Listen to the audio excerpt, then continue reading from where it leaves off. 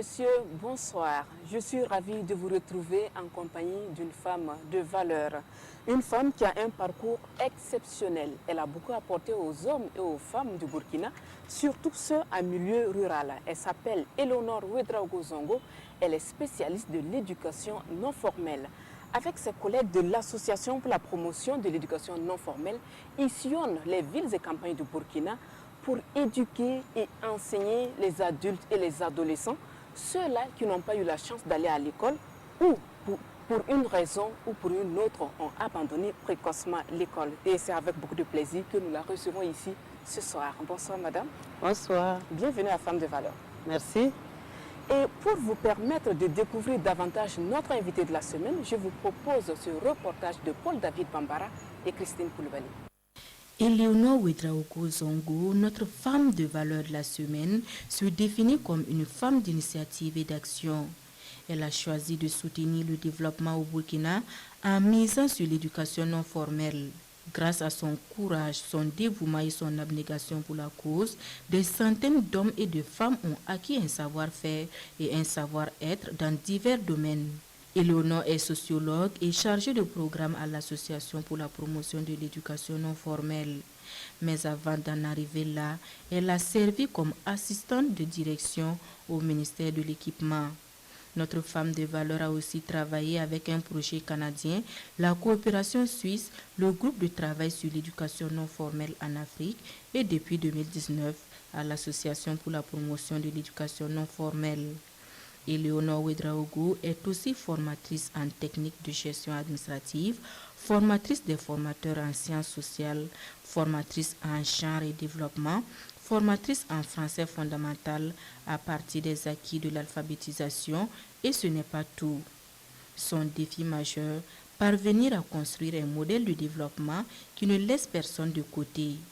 Un modèle qui garantit le bien-être et l'épanouissement des personnes, des familles et des communautés.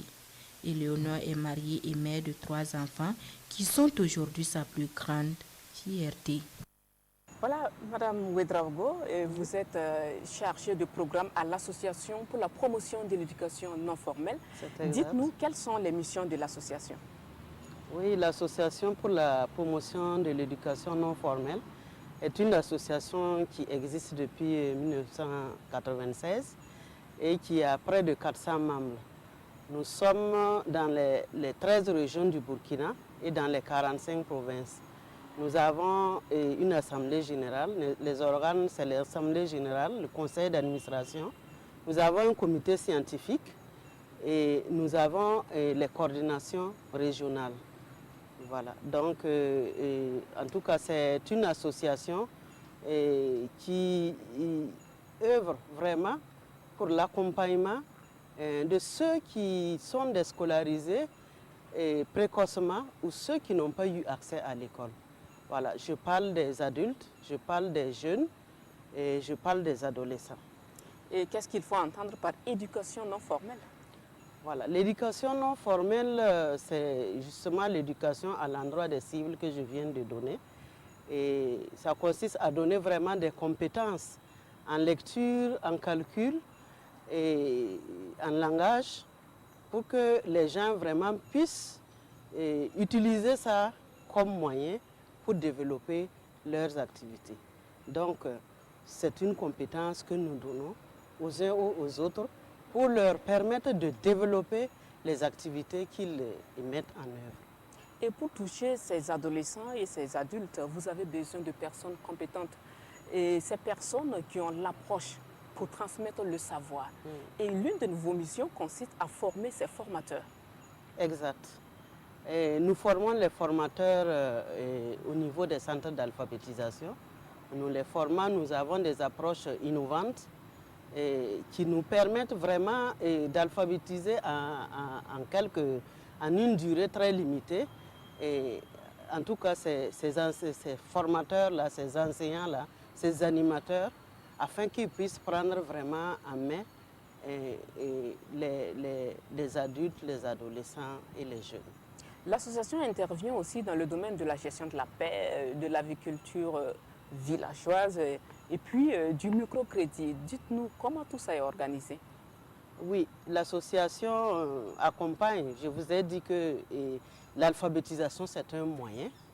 Et donc, nous, à l'issue de l'alphabétisation, nous donnons ce qu'on appelle les formations techniques et spécifiques.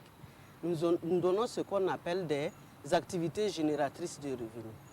Et voilà. Et nous accompagnons, en tout cas, nos apprenants avec des microcrédits. Nous avons un programme de microcrédit avec un partenaire qui est EWB, c'est des Coréens qui nous accompagnent en la matière.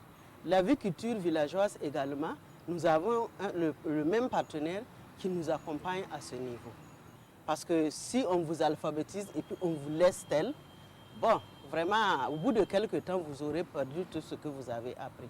Mais si vous pouvez réinvestir vos connaissances dans vos activités, il y a plus de gains, en fait. Et vous, Madame Ouedraogo, avant de travailler au sein de l'association, vous avez servi dans plusieurs domaines. C'est vrai. Et j'ai d'abord, au début, je ne travaillais pas avec les associations. Au début, ma formation d'origine, j'étais assistante de direction. Et là, j'ai travaillé avec le ministère de l'Équipement lors de la Révolution. J'ai travaillé avec un projet canadien et j'ai atterri à la coopération suisse, au programme d'alphabétisation et de formation. Et là, j'ai vraiment duré, j'ai fait 16 ans. Alors, et c'est de là que je suis allée repartir à l'université pour me former en sociologie. Donc, je suis titulaire d'une maîtrise en sociologie, option éducation et développement. À la suite, je suis encore repartie à l'université et à DEDA pour faire encore une autre maîtrise sur l'éducation des adultes. Voilà un peu mon cursus. Et tout ça pour être aux côtés des populations en milieu rural, depuis vos services antérieurs jusqu'à l'université, le tout tourne autour du monde rural. C'est vrai, c'est vrai. Depuis le projet canadien, nous travaillons pour aménager les terroirs et pour faire des pistes rurales, pour accompagner les femmes avec les microcrédits. Et à la suite, au programme d'alphabétisation et de formation, nous avions soutenu des milliers d'opérateurs en alphabétisation afin qu'ils puissent mener vraiment les activités d'alphabétisation et les formations techniques et spécifiques. Et j'ai continué avec le groupe de travail sur l'éducation non formelle de l'Association pour l'éducation en Afrique. Et là aussi, c'était dans le domaine de l'éducation non formelle. Et actuellement, je suis avec l'Association pour la promotion de l'éducation non formelle. Et vous avez contribué à mettre en place plusieurs projets, dont celui du Fonds pour l'alphabétisation et l'éducation non formelle. Oui, c'est vrai. Quand j'étais au programme Alpha de la coopération suisse, nous avons beaucoup contribué à la mise en place du Fonds pour l'alphabétisation et l'éducation non formelle. En fait, les prérogatives du fonds, nous le faisions au niveau du programme Alpha de la coopération suisse. Et le fonds vraiment devrait permettre à tous les partenaires financiers de mettre ensemble leurs ressources pour pouvoir appuyer le secteur. Et en matière d'éducation non formelle, le Burkina est considéré comme leader dans ce domaine. Et il vous arrive de partager vos expériences avec les pays voisins. Exact. Le Burkina Faso a été, est leader, je peux même dire est toujours leader, puisque les gens viennent s'inspirer de nos expériences ici. C'est ce qui a motivé même l'Association pour le développement de l'éducation en Afrique, l'ADEA, à amener le groupe de travail sur l'éducation non formelle au Burkina. C'est parce que nous étions des champions en matière d'éducation non formelle. Et en matière d'éducation non formelle, vous avez impacté pas mal de vies. Nous sommes contents, nous sommes heureuses quand nous allons sur le terrain et quand nous rencontrons des femmes qui sont parties de l'alphabétisation avec nous et qui sont aujourd'hui des chefs d'entreprise, qui sont des leaders politiques et qui sont vraiment, qui s'occupent très bien de leur famille, de leurs enfants, de leur foyer. Nous sommes très contents quand nous voyons ces résultats. Et vous êtes convaincu que si on investissait davantage sur la femme, on allait avoir des résultats fort appréciables. Oui, oui, bien sûr. La femme, c'est le pilier de la famille. Et une femme qui peut avoir des ressources s'occupera certainement de ses enfants. Elle va s'occuper de l'éducation de ses enfants. Voilà. Et moi, je reste convaincue que si la femme, on s'occupe bien de la femme, on aide la femme vraiment à mener des activités, nous allons atteindre le développement. Nous avons besoin toujours de l'aide des hommes.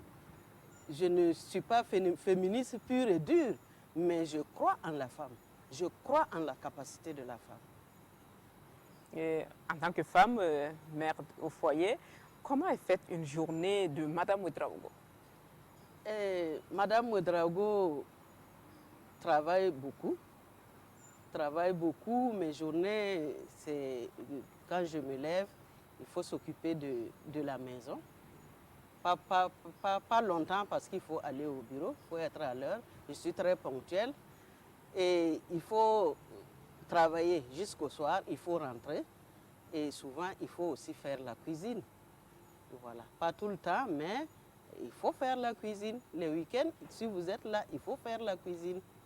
Sinon, il y a des moments aussi où on est beaucoup sur le terrain et voilà, ça se passe bien. Et je remercie en passant mon époux qui m'a toujours épaulée. Voilà, c'est comme je l'ai dit, tant que les époux ne nous épaulent pas, eh c'est difficile d'atteindre, de faire ce que nous avions fait. Est-ce que les enfants sont du même avis? Pour une mère qui a un emploi du temps assez chargé, souvent au pays, souvent à l'extérieur du pays, et toute une journée et qui n'est pas à la maison, comment ils ont vécu la situation jusque-là? Bon, c'est comme je l'ai dit, hein, les hommes nous ont... Moi particulièrement, mon mari m'a été d'un grand soutien. Et je peux dire que c'est lui qui s'est vraiment occupé des enfants pour me permettre de partir. C'est vrai que les enfants, quand ils étaient petits, me disaient « Maman, il ne faut pas partir. Maman, tu vas rester longtemps. » Mais bon, je pense que maintenant, ils sont assez grands. Ils comprennent ce que je fais. Vous êtes très connu pour votre sens très élevé de la responsabilité, mais aussi pour votre franc-parler. Vous le considérez comme une qualité ou un défaut? Bon, moi je pense que c'est une qualité et c'est inné. Hein. Je peux dire que c'est inné. Je suis éduquée dans ce moule et je dis toujours ce que je pense. Et c'est vrai que des fois ça frustre, mais c'est moi comme ça, c'est tout moi. Comment pouvez-vous décrire vos autres qualités? C'est vrai que c'est toujours difficile de s'apprécier soi-même, mais je pense que j'aime toujours le travail bien fait. Je suis très consciencieuse et je le dis, je parle sous le contrôle de ceux qui me connaissent. J'aime bien le travail, je ne rechigne pas devant le travail. S'il y a du travail, je le fais. Voilà, je peux prendre beaucoup d'initiatives aussi dans mon travail. Voilà. Une personne est toujours faite de défauts et de qualités, bien sûr. Quels sont vos petits défauts que vous n'aimerez pas partager avec nous et que nous vous demandons de le faire? Bon, bon les défauts, ça ne manque pas. Hein. Nul n'est parfait. Nul n'est parfait. Et je pense que de ce que j'entends, il semble que je suis un peu rigide. Je suis un peu rigide. Bon, c'est un défaut. Mais bon, ça peut être aussi comme une qualité. Voilà, je suis un peu rigide, je ne tourne pas autour du pot. C'est ça. Et je n'aime pas le mensonge. Oui, je n'aime pas le mensonge. Quel autre trait de caractère vous n'aimez pas chez une personne? Celui qui aime la médisance, le mensonge, ça je n'aime pas. J'aime bien qu'on me dise en face ce qu'on pense de moi. Si je dois vous demander pardon, je vous demande pardon. Voilà. Si je dois m'expliquer, je m'explique pourquoi j'ai réagi tel. Mais la médisance, ça, vraiment, ce n'est pas intéressant. Quels sont vos moments de détente? Bon, un moment de détente, pas trop parce que je ramène souvent du travail à la maison. Mais ben, je vais à l'église et je danse bien à l'église. Et bon, quand il y a des événements, je ne me soustrais pas, je vais à ces événements-là. Et de temps en temps, ben, je sors aussi pour prendre un pot comme tout le monde. Voilà, je fais aussi un peu de marche. Et de temps en temps, pas tout le temps, mais voilà, c'est intéressant de faire la marche parce que ça vous met en forme.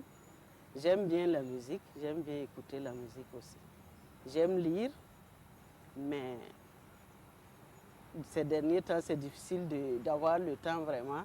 À part les documents techniques, c'est difficile d'avoir le temps pour lire des romans policiers, par exemple. Sinon, j'aime bien les romans policiers. Qu'est-ce que vous aimeriez partager avec la jeune génération de toutes vos longues années d'expérience? La jeune génération, je leur dis tout le temps qu'ils sont impatients.